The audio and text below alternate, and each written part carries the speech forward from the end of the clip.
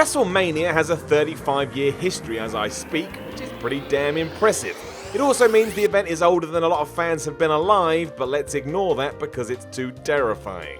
Throughout that time as well, plenty of moments have gone down in history, but others have morphed into something else entirely, or more specifically, bizarre rumors from the past that are now considered facts. And we're not talking about Brock Lesnar conquering the streak, Hogan slamming Andre, or Liberace line dancing with the Rockettes. They're clips WWE will continue to use until WrestleMania no longer exists. What we are focusing on are these crazy myths which have now somehow evolved into legend. That's the power the human race can have, which is a very curious power when the internet now exists.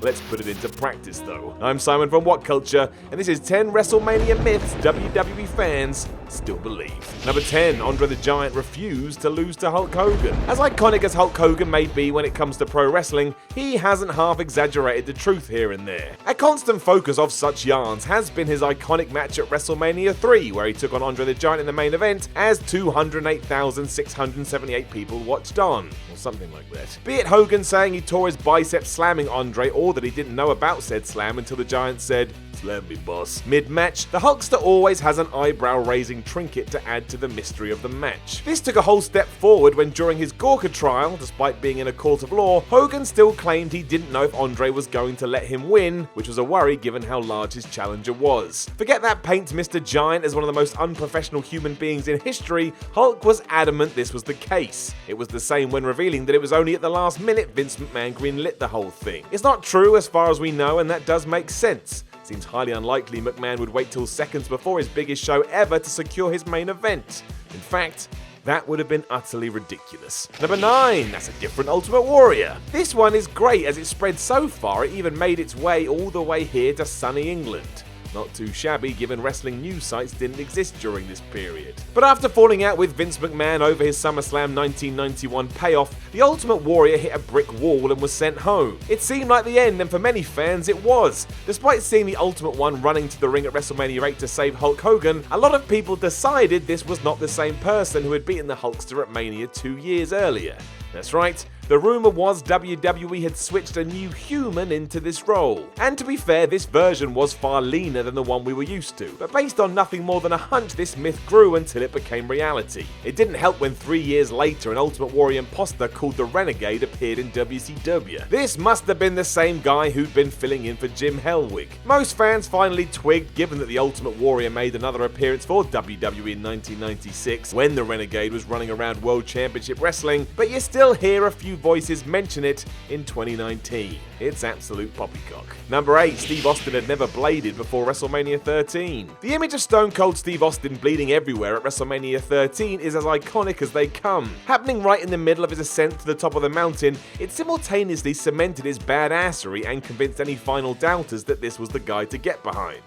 Weren't wrong. Clashing with Bret Hart, who decided Austin had to draw colour if fans were going to believe in the idea that he passed out from pain due to the sharpshooter, the pair decided to allow the Hitman to take responsibility for the head wound as the bionic redneck had never done it before. It's a fine story, but it's not entirely accurate. Austin himself had bladed plenty of times prior to this, including at War Games in 1992, where there may have been more blood than actual wrestlers. It's crazy. The actual reason for this switch was because WWE had a no-blood policy, and Bret Hart was happy to take any of the fallout, which also would leave Austin in the clear. And yeah, Hart even said this in his own autobiography, but that doesn't explain how or why Steve Austin had bled plenty of times in the past. Number 7, Sid's biological malfunction. When Psycho Sid clashed with The Undertaker at WrestleMania 13, there was more going on than met the eye, or so it was said. For you see, as Taker hoisted Sid up for the tombstone, the dead man found a little surprise waiting for him in Sid's pants. If you can't figure out what I'm talking about, just skip forward to the next entry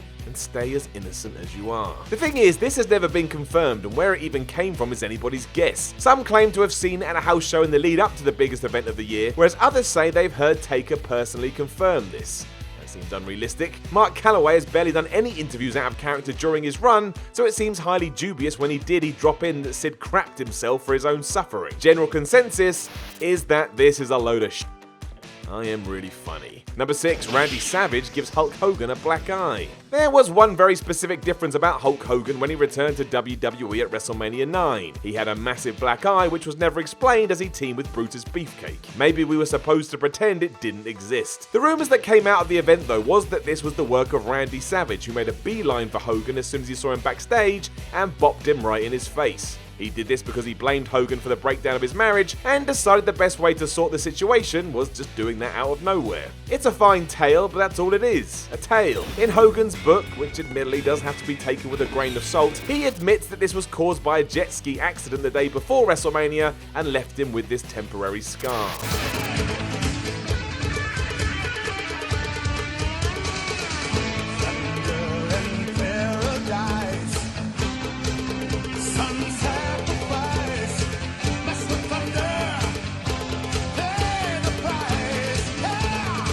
When you remember what Hulk was able to do on this night, you would be forgiven for buying into another myth, which is that Hogan did it on purpose, so his triumphant return and title win would be even more epic than he hoped it would be anyway. This is all very unlikely. Number 5, Roddy Piper tapes his hands to protect Mr. T. The myth goes that Roddy Piper hated Mr. T so much that some people were worried he was going to beat him up for real at WrestleMania 2. This loathing stemmed from the previous year's Mania, where Roddy was livid that he had to sell for T, a man he deemed as having no respect for the wrestling business. Why he then decided to box him 12 months later we'll never know, but that's exactly what he went and did. But it was said that on the day of the show, Piper was ordered to tape his fists before it went into the boxing gloves so that he couldn't do much real damage to the A-Team star. Far be it for me to say otherwise, but if you're this worried, maybe just call the whole thing off. The fact we didn't and the fact this all came from Roddy's mouth was enough to throw some doubt on the fire, but hey, it makes for a good narrative, and it's a narrative that keeps on going. I saw a random tweet mention it the other day.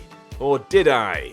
I did. Number 4, Shawn Michaels got cold feet. As we've just talked about wrestlers taping their fists, let's switch across to The Undertaker. For years it's been said that before WrestleMania 14, Shawn Michaels wasn't sure that he wanted to do the favours for Stone Cold Steve Austin. He was quite fond of that world title and could potentially pull his usual nonsense to try and get out of it. It seems doubtful that would have happened, but just in case HBK had any ideas, the dead man got himself in position backstage to let Shawn know if he tried anything, he would be punched in the face.